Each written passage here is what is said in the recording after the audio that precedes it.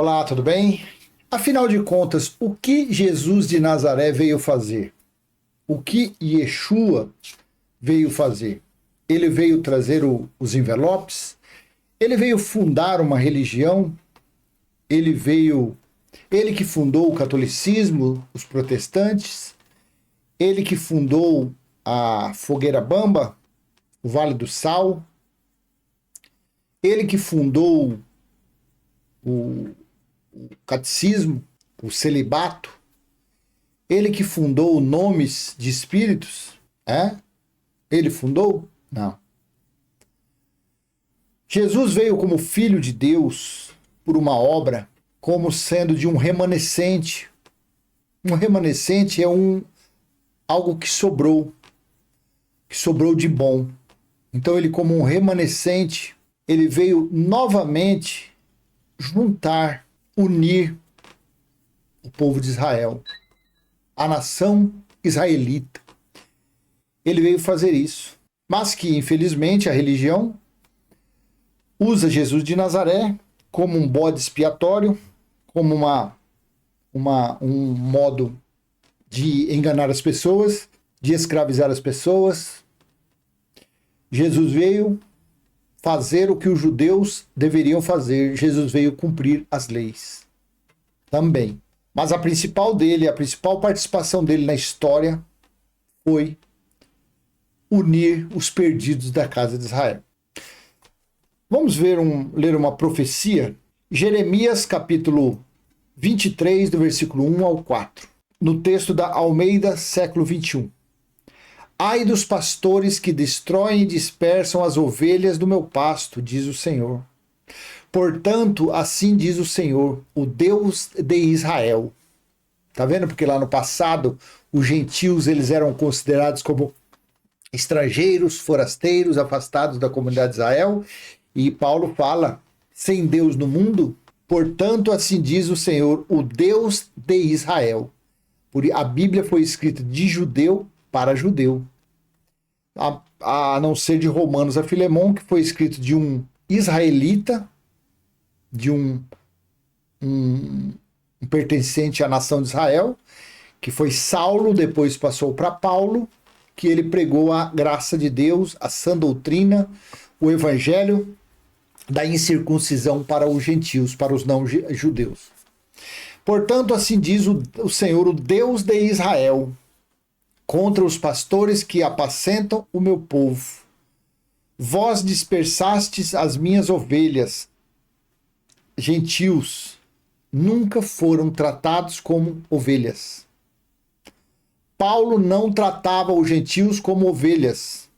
Ovelhas foi a nação de Israel, que diz que tinha que ter um pastor para conduzi-las. Ovelhas sempre foi o trato com os israelitas. Mas as pessoas ficam por aí. Eu sou ovelha. Eu vou atrás do meu pastor. Enquanto isso, o pastor só escalpelando ela, só tosqueando ela, só roubando ela. Vós dispersastes as minhas ovelhas e as afugentastes, e não cuidastes delas. Eu vos castigarei pelo mal que cometestes, diz o Senhor. Veja, o castigo de Deus aqui, a sentença de Deus, estava direcionado aos pastores de Israel. Eles é que tinham dispersado os judeus, que faziam parte das 12 tribos de Israel, que tinham espalhado entre as nações. Versículo 3. Eu mesmo reunirei o remanescente das minhas ovelhas de todas as terras para onde as tiver expulsado, e as levarei de volta à sua pastagem. Então elas se tornarão férteis e se multiplicarão. Veja Deus falando aqui. Ele mesmo. Eu mesmo reunirei o remanescente das minhas ovelhas de todas as terras para onde as tiver expulsado, e as levarei de volta à sua pastagem. Então elas se tornarão férteis e se multiplicarão. Porei sobre elas pastores que as conduzam. Elas nunca mais temerão, nem ficarão apavoradas, e nenhuma delas se perderá, diz o Senhor. Ezequiel 34, do versículo 11 ao 16. Porque assim diz o Senhor Deus, eu mesmo procurarei as minhas ovelhas e as buscarei. Olha aqui a função de Jesus aqui. Assim como o pastor busca o seu rebanho no dia em que está no meio das suas ovelhas dispersas, também buscarei as minhas ovelhas. Eu as livrarei de todos os lugares por onde foram espalhadas, no dia de nuvens e de escuridão. Sim, eu as tirarei dentre os povos e as congregarei dentre as nações. Eu as levarei para a sua terra e cuidarei delas sobre os montes de Israel, junto às correntes de água e em todos os lugares habitados na terra. Cuidarei delas em pastos férteis, e o seu lugar será nos altos montes de Israel. Elas se deitarão ali num bom lugar e pastarão em pastos fartos no monte de Israel. Eu mesmo cuidarei das minhas ovelhas e as farei repousar, diz o Senhor Deus. Buscarei a perdida, tornarei a trazer a desgarrada, enfaixarei a ferida, fortalecerei a enferma e vigiarei a gorda e a forte. Eu cuidarei delas com justiça. Veja, mas Deus, soberano, Espírito, Deus ele é Espírito, então não tem como ele vir Espírito e ficar com cajado no tempo, há quase 2000 anos atrás, quando Jesus veio como esse pastor para reunir as ovelhas. Então Deus não tem como fazer isso. Deus ele é Espírito. E o que ele fez? Ele revestiu o Espírito com um véu chamado Yeshua, ou Jesus de Nazaré. E este veio na manifestação de Filho para reunir o povo de Israel, para reunir as ovelhas de Israel. Que coisa maravilhosa isso, hein? Porque os gentios é povo da fé. Os gentios são os descendentes de Isaac. É o povo da fé. O que pertence a Deus são os espíritos que estão nos filhos, nos homens. São os espíritos que estão sendo revestidos por corpos humanos. Deus é pai dos espíritos. Então a religião usa Jesus de Nazaré dentro de templos, em cerimônias, em mandingas, em teatros, em encenações, como Jesus é a porta, eles fazem uma porta e ali fica 2 cão guloso na entrada daquela porta imaginária, é uma porta mesmo, né? Recolhendo, distribuindo envelope. Claro que com valores estipulados. Eu não sei, que faz muitos anos que eu não frequento essas choupanas, mas vamos dizer que hoje deve estar começando em 1 milhão. 1 milhão de reais. Quem vai passar na porta? Você que tem a fé, você que tem fé e tal, fé de mover montanhas, você tem fé de pegar o envelope de 1 milhão de reais e fica ali meia hora falando aquilo, falando uns mantras, lendo umas passagens bíblicas, porque Jesus ele é a porta. É aqui que você vai conseguir o seu milagre, é aqui que você vai conseguir a sua libertação, é aqui que você vai conseguir a sua casa própria, tudo manipulação. Tudo manobra na cabeça das pessoas que frequentam esses alçapões. Tudo manobra. Pega-se Jesus de Nazaré, em vez de mostrar o que Jesus de Nazaré veio fazer para os judeus, e não. Taca isso na mente das pessoas, como Jesus de Nazaré veio para todo mundo. Jesus de Nazaré, você tem que pedir em nome de Jesus, porque ele mandou pedir em nome dele. Mentira! Ele falou para os discípulos pedirem alguma coisa em nome dele. Os discípulos, quando eles estavam reunidos. Mas também ele falou que naquele dia, se os discípulos pedissem alguma coisa em nome dele, ele não faria. Porque o Pai que ama eles é que faria diretamente. Aquele dia nós sabemos que foi o juízo do ano 70. E quem é que estava em Jesus de Nazaré? Era um espírito como Cláudio Mendes aqui, que Cláudio Mendes é um véu que reveste o espírito filho dele. Só ele sabe o nome. Em Jesus não era assim. O corpo carnal de Jesus era mesmo de sangue, de água. Ele foi formado como um embrião normal. Só que o que estava ali dentro era o Espírito de Deus. Porque Deus pode fazer isso. Então ele veio na manifestação de filho. Tanto que Filipe perguntou ao Senhor, Jesus, quando o Senhor vai mostrar o Pai? Ele falou, Filipe, há quanto tempo você tem andado comigo? Você não conhece o Pai? Eu e o Pai somos um. Então a essência de Deus estava ali sendo exalada por Jesus de Nazaré. Aquele amor dele, aquela compaixão, a misericórdia. Quando ele sentava com prostitutas, com publicanos, com pecadores para as refeições, para tomar seu vinhozinho, para ficar ali. Aí chegavam os cães, os líderes religiosos, os fariseus, perguntando, Pedro, como que pode o seu mestre estar comendo, se alimentando com pecadores, com publicanos, com prostitutas? Jesus falou, eu vim para os doentes, não para os sãos, não para os que se acham. Tudo para a nação de Israel. Então ali você vê a essência de Deus, como Deus é amoroso, é compaixão, é compassivo, é Deus que não faz acepção de pessoas, é Deus que não separa cor, raça, não. É o Deus que não vira as costas para um homossexual, para uma lésbica, é o Deus que não vira as costas, nem mesmo para um dito pregador que usa a Bíblia para falar que dízimo é dinheiro, para ficar roubando as pessoas.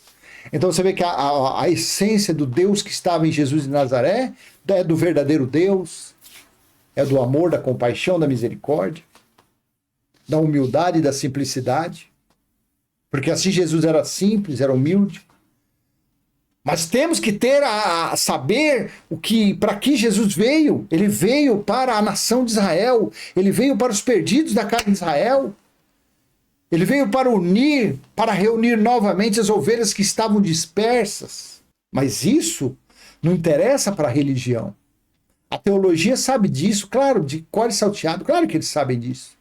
Mas não é interessante isso daí. Porque se eles pregarem uma coisa dessa dentro de uma sinagoga, dentro de um...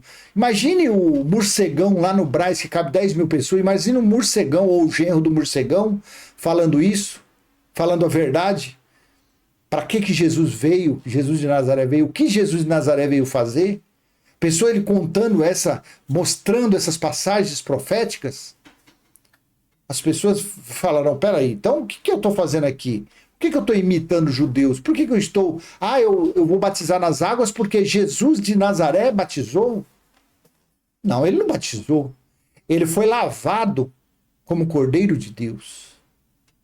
Porque na lei dada a Moisés, diz que o cordeiro, quando fosse oferecido como sacrifício, deveria ser perfeito e lavado até as suas entranhas. Então Yeshua não foi batizado, Yeshua foi lavado no Rio Jordão.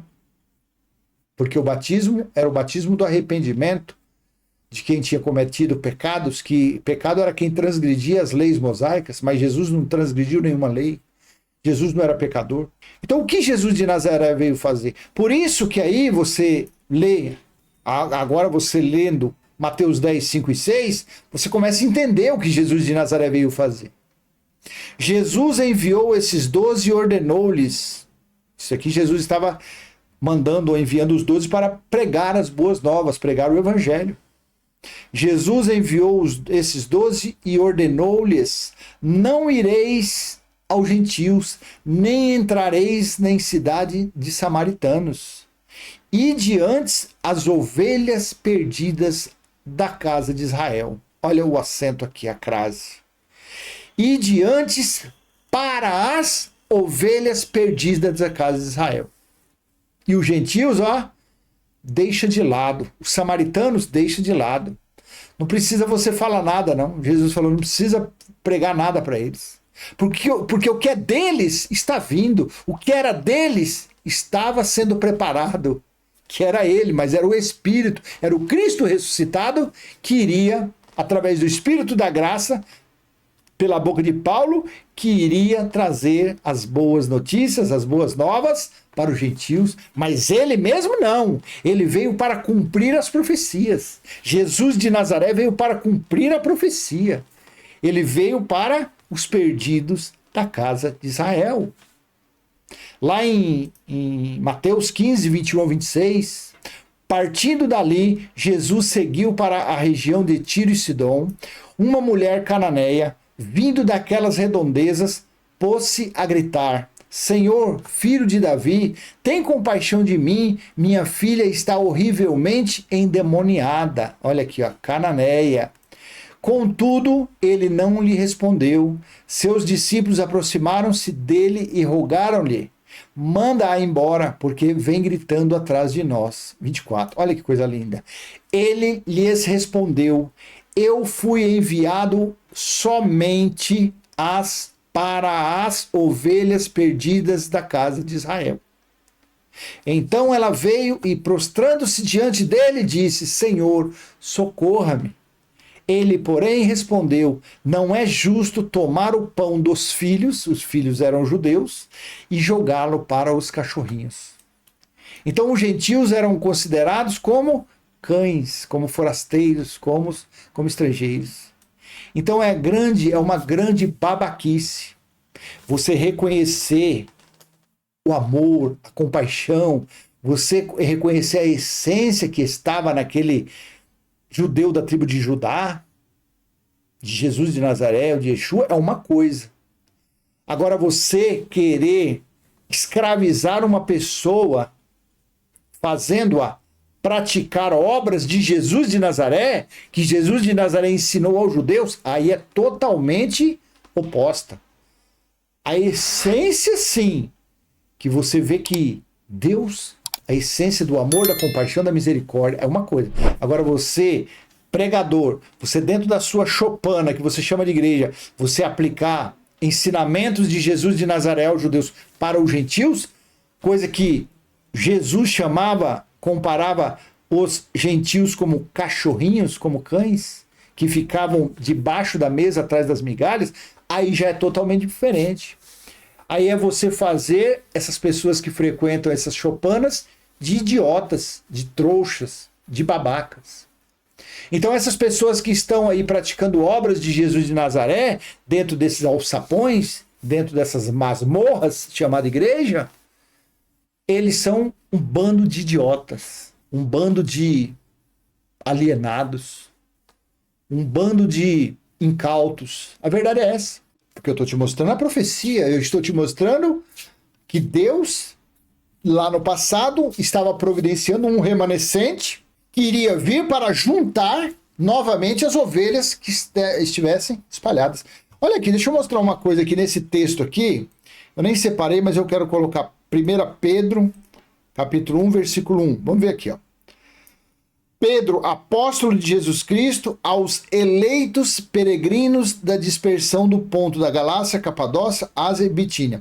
Eleitos segundo a presciência, aqui ó, presciência, escolha antecipada de Deus Pai, pela santificação do Espírito para a obediência à aspersão.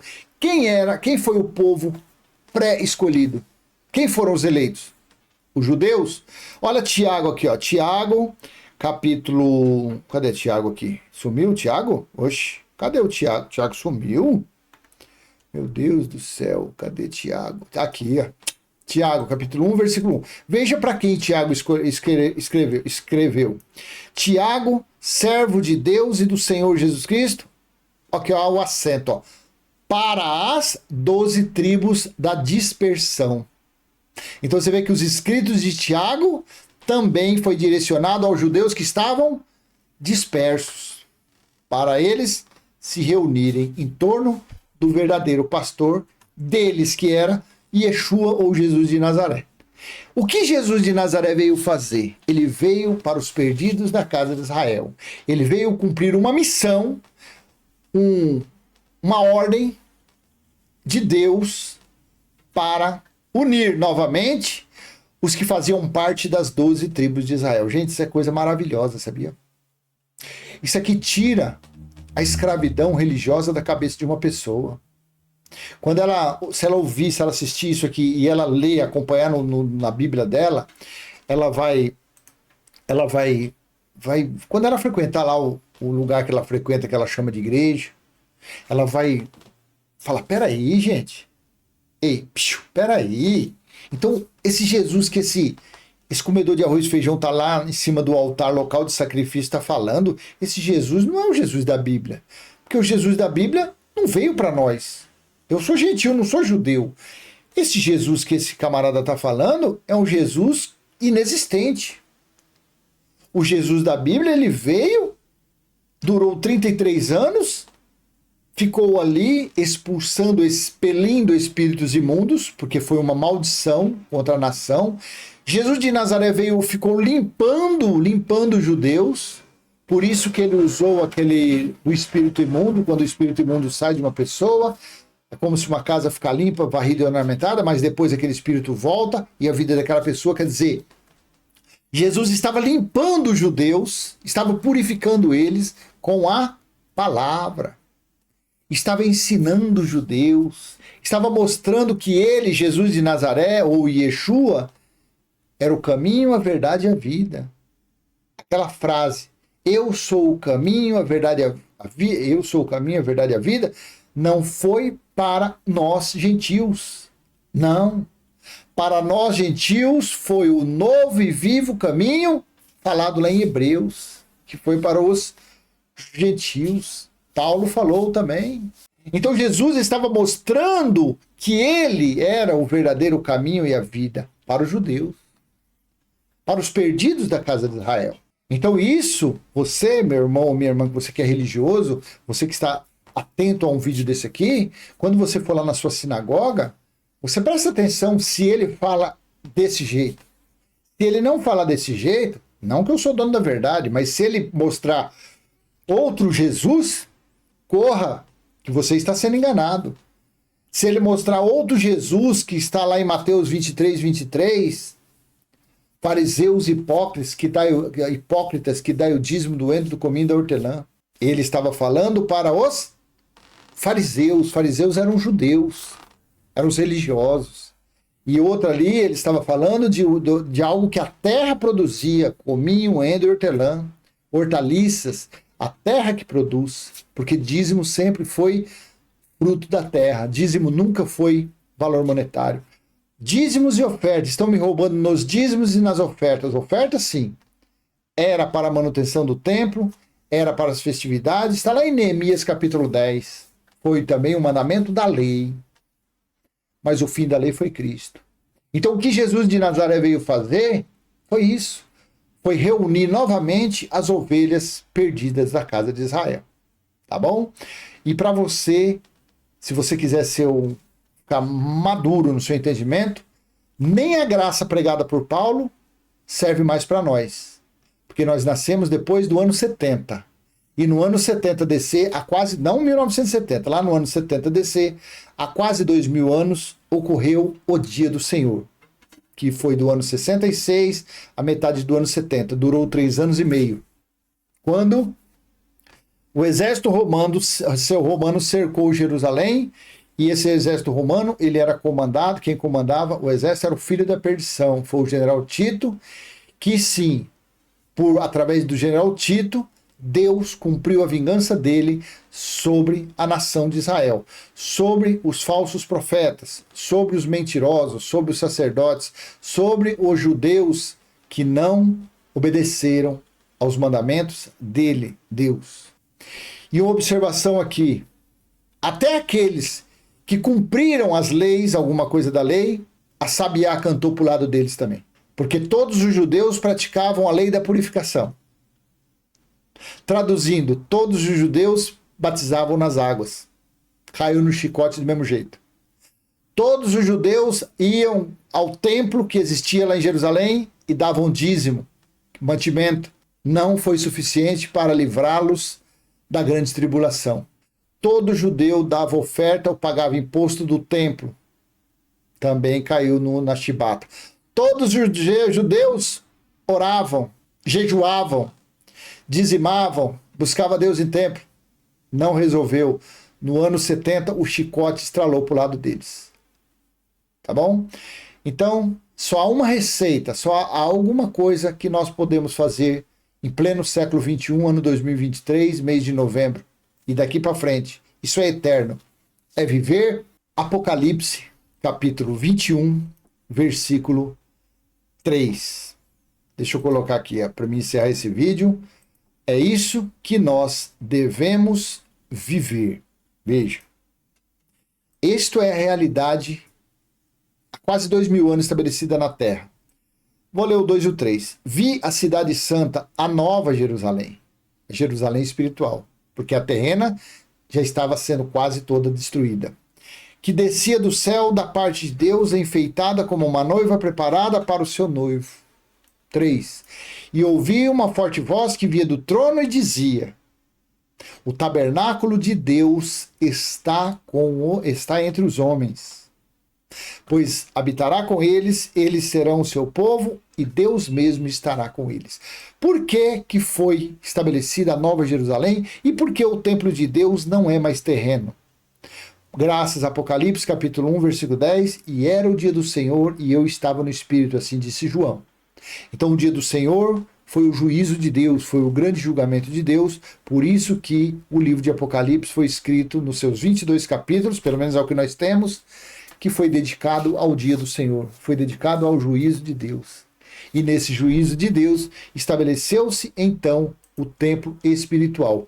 É isso que todo ser humano deve viver.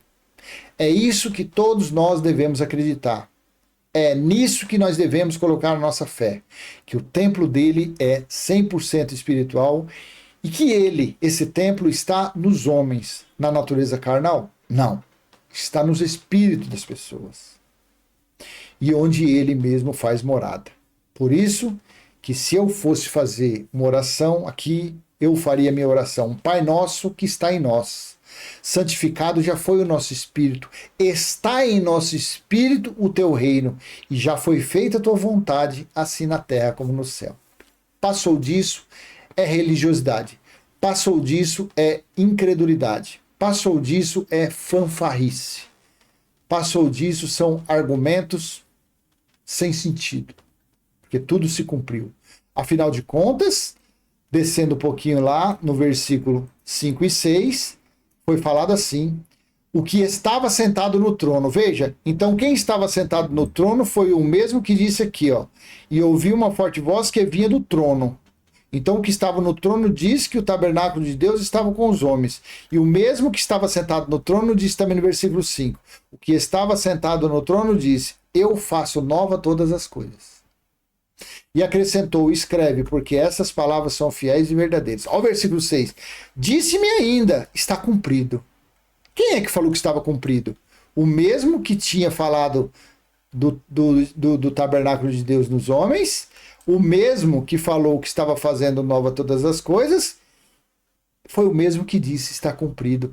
E o mesmo que disse tudo isso foi eu sou o alfa e o ômega, o princípio e o fim. Quem é que foi o alfa e o ômega? O princípio e o fim. Não foi Cristo? Não foi ele? Não foi Jesus de Nazaré? Não foi Yeshua? Não fala lá em João, capítulo 1, que tudo foi feito por ele e para ele? Em 1 João 5,20, João não disse que o verdadeiro Deus era Cristo? Esse é o verdadeiro Deus? Porque o Senhor, ele é o Espírito. Não tem nome. Não tem como você falar assim: qual é o nome de Deus? O nome de Deus é Jeová, é Elohim, é Yahvé, é Jesus, é Cristo. Ele é o Senhor. Então preste a sua reverência, preste o seu amor, preste os seus elogios a Ele, ao Espírito. E você vivendo dessa forma, crendo que onde você está, Ele está aí em você, que Ele não está mais no terceiro céu, que Ele não está mais nos céus, mas sim, você confessando isso, então Ele te dará pleno saber dos escritos dele, mostrando para você, inclusive, até os versículos tendenciosos. É ele que cochicha na nossa subconsciente e coloca essa pulguinha atrás da orelha. Aí quando você lê, você fala: peraí, não tem sentido isso. Você fala: peraí, não tá fazendo sentido, a conta não tá fechando.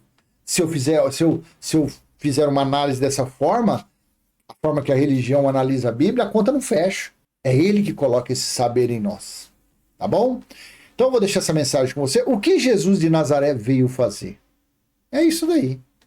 Ele veio como instrumento do Criador para reunir as ovelhas que estavam perdidas, as ovelhas que pertenciam à casa de Israel. Então você que frequenta um templo e você fica sendo comparada como ovelha, você é um cabeça de vento, e esse que se diz pastor, que se diz seu guia, é um cabeça de minhoca. Não serve para nada. É uma fraude, é uma mentira, tá bom? Então vou deixar essa mensagem com você. Espero ter sido útil de alguma forma. E se foi, que você dê aquele like, que você venha compartilhar esse vídeo, que você venha se inscrever nesse vídeo, ativar o sininho e vamos em frente, passando nosso simples e humilde entendimento para que possa estar auxiliando, ajudando algum de nossos irmãos, tá bom? Tchau, tchau.